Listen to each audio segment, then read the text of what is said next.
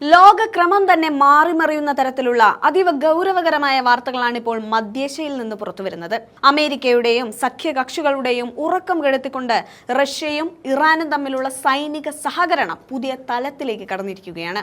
മധ്യേഷ്യയിലെ American സൈനിക താവളങ്ങളെയും തന്ത്രപ്രധാന കേന്ദ്രങ്ങളെയും തകർക്കാൻ റഷ്യ ഇറാന് രഹസ്യമായി ഉപഗ്രഹ വിവരങ്ങൾ കൈമാറുന്നു എന്നതാണ് യുക്രൈൻ ഇന്റലിജൻസ് പുറത്തുവിട്ട ഏറ്റവും പുതിയ റിപ്പോർട്ടിലെ പ്രധാന ഉള്ളടക്കം. ഇത് വെറും ഒരു ആരോപണമല്ല, മറിച്ച് കൃത്യമായ കണക്കുകൾ നിരത്തിക്കൊണ്ടുള്ള ഒരു വിശകലനമാണ്. റിപ്പോർട്ടുകൾ പ്രകാരം കഴിഞ്ഞ മാർച്ച് 21 മുതൽ 31 വരെയുള്ള വെറും 10 ദിവസത്തിനുള്ളിൽ മാത്രം റഷ്യൻ ഉപഗ്രഹങ്ങൾ മധ്യേഷ്യയിലെ 11 രാജ്യങ്ങളിലായി 46 ഇടങ്ങളിൽ 24 തവണയാണ് നിരീക്ഷണം നടത്തിയത്. അമേരിക്കൻ സൈനിക താവളങ്ങൾ, തന്ത്രപ്രധാനമായ വിമാനത്താവളങ്ങൾ, ആഗോള സമ്പദ് വ്യവസ്ഥയുടെ നട്ടെല്ലായ എണ്ണപ്പാടങ്ങൾ എന്നിവയായിരുന്നു റഷ്യയുടെ പ്രധാന ലക്ഷ്യങ്ങൾ.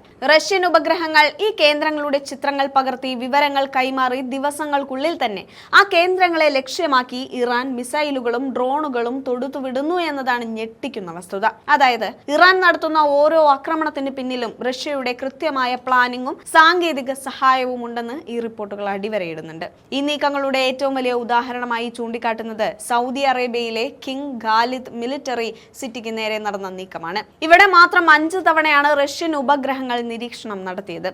ലോകത്തിലെ തന്നെ ഏറ്റവും കരുത്തുറ്റ വ്യോമ പ്രതിരോധ സംവിധാനമായ അമേരിക്കൻ നിർമ്മിത താഡ് മിസൈലുകളുടെ കൃത്യമായ സ്ഥാനം കണ്ടെത്താനായിരുന്നു റഷ്യയുടെ ഈ ശ്രമം.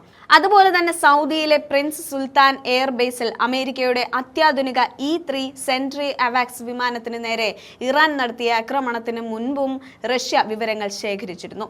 ആക്രമണത്തിന് ശേഷം അവിടെ എത്രത്തോളം നാശനഷ്ടങ്ങൾ സംഭവിച്ചു എന്ന് വിലയിരുത്താനും റഷ്യൻ ഉപഗ്രഹങ്ങൾ വീണ്ടും ആ പ്രദേശത്തിന് മുകളിലൂടെ പറന്നു എന്നത് റഷ്യയും ഇറാനും തമ്മിലുള്ള ബന്ധം എത്രത്തോളം ആഴത്തിലുള്ളതാണെന്നത് വ്യക്തമാക്കുന്നുമുണ്ട്. സൗദി അറേബ്യയെ കൂടാതെ തുർക്കി, Jordan, Kuwait, United Arab Emirates, Qatar, Israel തുടങ്ങിയ മധ്യേഷ്യയിലെ ഏതാണ്ട് എല്ലാ പ്രധാന കേന്ദ്രങ്ങളിലും റഷ്യയുടെ നിരീക്ഷണ വലയം എത്തിയിട്ടുണ്ട്. ആഗോള ഇന്ധന നീക്കത്തിന്റെ കവാടമായ ഹോർമുസ് കടലിടുക്കിലും റഷ്യൻ സാന്നിധ്യം ശക്തമാണ്. സൈനികമായ സഹകരണത്തിന് പുറമെ സൈബർ യുദ്ധമുറയിലും ഇവർ ഒന്നിച്ചു നിൽക്കുകയാണ്. റഷ്യയുടെ പ്രമുഖ ഹാക്കർ ഗ്രൂപ്പുകളായ സെഡ്, പെൻഡസ്റ്റ് അലയൻസ്, നൊനെയും എന്നിവ ഇറാന്റെ ഹൻദാല ഹാക്ക് ഗ്രൂപ്പുകളുമായി ചേർന്ന് ഗൾഫ് രാജ്യങ്ങളിലെയും ഇസ്രായേലിലെയും ടെലികമ്മ്യൂണിക്കേഷൻ ശൃംഖലകളെയും അടിസ്ഥാന സൗകര്യങ്ങളെയും തകർക്കാൻ ശ്രമിക്കുകയാണ്. റഷ്യൻ പ്രസിഡന്റ് വ്ളാഡിമിർ പുടിനും ഇറാൻ പ്രസിഡന്റ് മസൂദ് പെസഷ്കിയാനും തമ്മിൽ ഒപ്പുവെച്ച തന്ത്രപ്രധാനമായ കരാറിന്റെ ഭാഗമാണ് ഈ വിവര കൈമാറ്റമെന്ന് റോയിറ്റേഴ്സ് പോലുള്ള ആഗോള വാർത്താ ഏജൻസികളും സാക്ഷ്യപ്പെടുത്തുന്നുണ്ട്.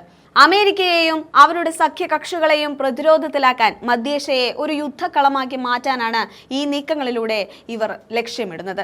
യുക്രൈൻ യുദ്ധത്തിൽ ഇറാൻ റഷ്യയെ സഹായിക്കുമ്പോൾ മധ്യേഷ്യയിൽ അമേരിക്കയെ വെല്ലുവിളിക്കാൻ റഷ്യ ഇറാനെ സഹായിക്കുന്നു എന്ന ഗിവ് ആൻഡ് ടേക്ക് പോളിസിയാണ് ഇവിടെ നടപ്പിലാകുന്നത്.